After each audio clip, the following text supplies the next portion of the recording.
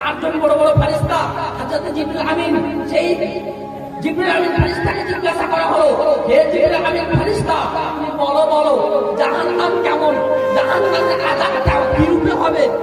বেরাদার ইসলাম, সে জিবরিল আমিন ফেরেশতা বলেন, ইয়া রাসূলুল্লাহ, ইয়া হাবিবাল্লাহ নবী, আমি সেই জাহান্নামের আযাবের সম্পর্কে কি বলবো? তার আগুনের ক্ষমতা এতটুকু, যদি সেই জাহান্নামকে সুই পরিমাণ দুনিয়া থেকে, যেই দুনিয়ার মধ্যে অনেক